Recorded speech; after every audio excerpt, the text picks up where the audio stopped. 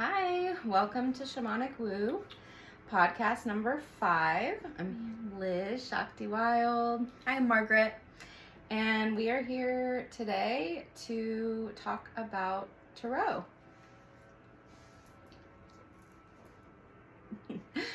So Margaret's holding the traditional Rider-Waite deck, which is used in a lot of tarot readings. The one that I really have bonded with and love is called the Light Seers Tarot by Chris Ann. And it has all the same cards with just different illustrations and different descriptions. Yeah, and so when we're talking about tarot, there are a couple of things that I like to start with. First of all, there are a lot of oracle decks or other kind of tarot decks that have like the same kind of inspiration behind the tarot. They're just talking about things in a little bit of a different way. And I think it's really important because our spiritual expansion and our spiritual understanding comes from how these things constantly sort of unfold and evolve for us. The other thing is that anything can really be used as divination. So if we're drinking tea, we can look at our tea leaves. If we are doing a fire ceremony, which we're doing this weekend, we can read the ash.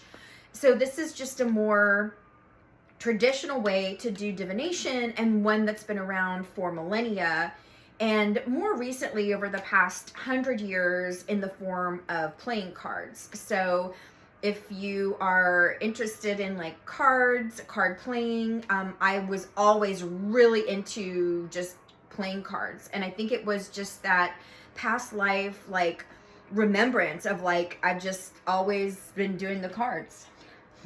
One of my favorite tarot readings that I've ever had was with a woman who used playing cards, and it was a giant deck, and that's what she used.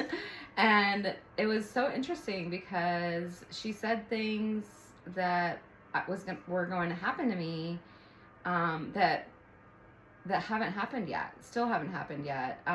She said I was going to be a writer. So, you know, I always consider myself an aspiring writer because of that. And I have written quite a few stories and things for children, and I journal a lot and I write poetry, but I've never like published anything. So I was like, oh, that's something to look forward to.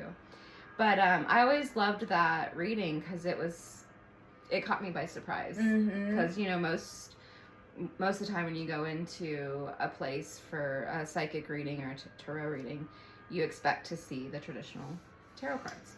Yeah, and I think the traditional tarot carries a lot of heavy thought forms, right? So like a lot of the time, if you're reading for someone who is not used to tarot, they're going to really have a contraction, especially they're going to be thinking about death, devil cards, right? Or sometimes the tower card. But really getting into different methods of reading and different decks, and like you were saying, like you're like a big like card reading that felt like you had a connection to it. So you're hearing what someone is planting these seeds in for you. That all works together to bring a really like bigger experience than just like traditional tarot itself, or not having the framework or the history behind traditional tarot. Yeah, I love that you are saying that because it's so funny, like how many different variables there are now. And just the energy that you put into it, the actual physical deck, it's fascinating to me because like I will pull the same cards again and again, and I know it's because I've left this energetic imprint, and also it's what I need to receive during that time in my life. But the energy is very like palpable. And recently a friend of mine, I totally forgot about this, but one of the apothecaries I used to work at, we used to sell teeny tiny tarot cards, and you could put it on a keychain and like carry it around with you. And I was like, oh, that's so funny. And she was like, do you want this? Here's your teeny tiny tarot card. You can have it. And it was the Tower card. I was like, no, I don't want that. Thank you. I'm good. I don't need any more changes right now. Yeah, I'm good. Yeah, I love that you said that because, you know, the more that you work with any deck, the more your energetic imprint is on it. Like, I can tell, like, what's Liz's deck when I'm here reading from her decks, and I can tell what are my decks because I'm just more familiar with them, and they're familiar with me. And, like, anything that we use for divination, you're just constantly in conversation with the universe on a deeper level around what is for you, right? What possibilities are for you. And really having that, like, having seniority over your conversation with the universe, like Liz was saying, like, if it's not for you, if it's not your deck or what you have asked for, you don't have to accept it. Oh, that's so you're in control. Like, I think a lot of people get freaked out about divination and traditional tarot in particular because they feel like they're at the mercy of the fates, and that's not really what it's about. Tarot is an unbound book that is constantly opening and closing and rearranging its parts for you. Yeah, and we have free choice, and it's like I've had to remind myself, because I just keep getting drawn to tarot, to oracle again and again and again, because I just love it. I love the feeling of kind of getting hints about the future or like alternate timelines. And I mean, of course, I love everything woo, which is why we're doing Shamanic Woo. But it tells you things, like even the amount of cards that come out. Like everyone does their readings differently. Mm-hmm. I know, Margaret, you do this too. I've seen you like, okay, this many comes out, this is a love reading. This many comes out, okay, I'm doing a Celtic cross. You know, the layouts matter with the placement and everything.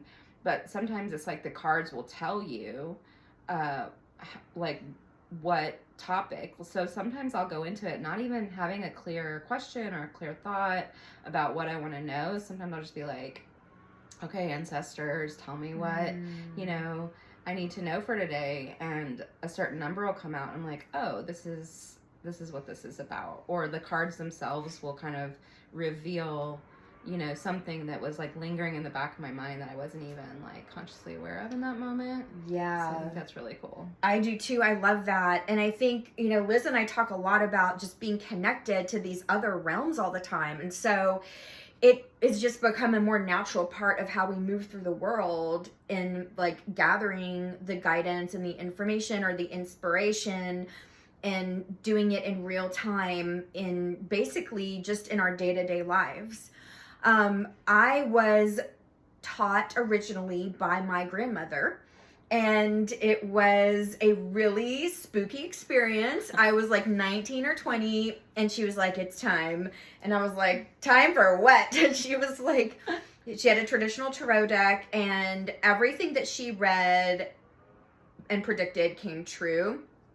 And really, it just freaked me out. Like, I was really afraid to pick up a deck for a long time because I just was like, I didn't feel confident, I think, in my ability to decipher or interpret cards. I didn't feel confident in basically quite in my own like connection to the divine and how the divine was giving me seniority. Like, it just, I was kind of feeling an overwhelm to it.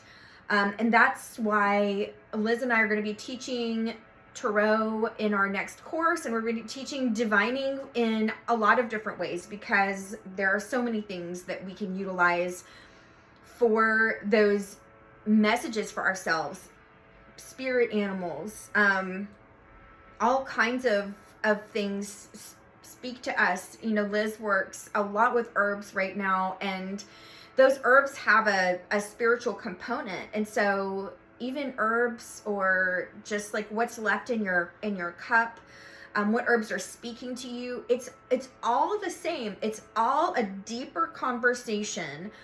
And so we are here to help teach that connection because, I mean, Liz and I live it every day, and it's one of just the best parts, I think, of our just time here on the planet. Yeah, it is really fun.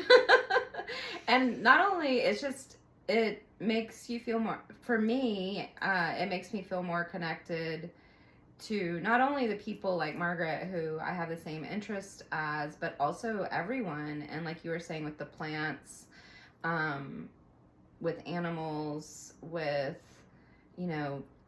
other people too that might be in a different journey or realm, or like in a different path, right?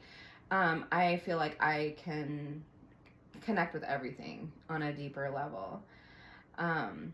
So the way I started doing it was actually, I've always enjoyed going to readings, but then I've had a few that I felt were like total mindfucks. We all have those. That altered my life, and I also became scared of them. And I think growing up, I always, I lived in a very religious household. There was some fear around my own gifts, but also like things, as they were spoken about in the Bible, for example. And now I kind of view things like that through a different lens, just as I've progressed through my own spiritual journey. And I think that these can be a spiritual tool just like any other spiritual tool. And it depends on how they're used, and really just, the intention is huge around it. And also take it or leave it. Like, it's your choice if you form an attachment to what's being said and how you receive what's being said as well. But I will say that the person that influenced me most around tarot was a 4-year-old. She told me that she likes to tap the cards to get the other person's energy out. And then she puts the cards on her heart to put her energy in. Nice. And then you give a big girl shuffle. And then you sort through. And like whatever comes out, if it falls out or if it shows itself, then that's your cards. And so I just love that so much that I still do it to this day. Sounds legit. I love it. Yeah, and I love what you said about the intention. If you look at cross-cultural practices, like you're wearing your mala beads, that's like the rosary. They're all ancient cultural spiritual practices, have a lot in common. They all looked at the planets. They all practiced divination. They all had a connection to some kind of holy bead that they meditated with. And on, right? So now that we are kind of in this space of it being available to us, so we can tune into maybe what we are most pulled to, probably based on a past life. It could be based on your lineage. Like mine did kind of start with Catholic spiritualism because my grandmother was super Catholic and she happened to also read tarot. So that gave me permission to understand that more than one way at the same time could be like legitimized if it's in your heart.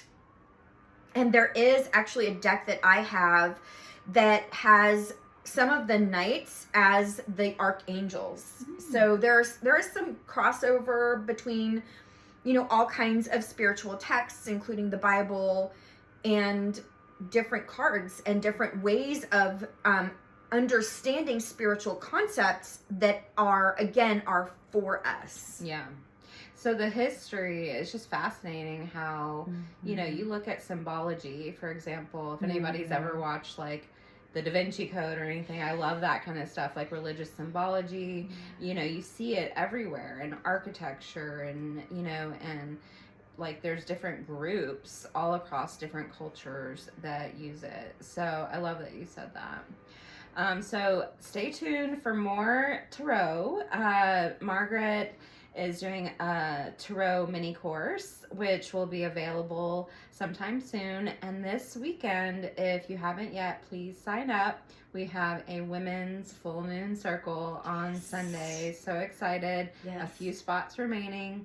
And our tarot course will be part of a larger course, which will be coming out this spring. So we're so happy we to can't have wait. you. Stay tuned for more details on our spring semester, and we'll see you next time. Bye. Bye.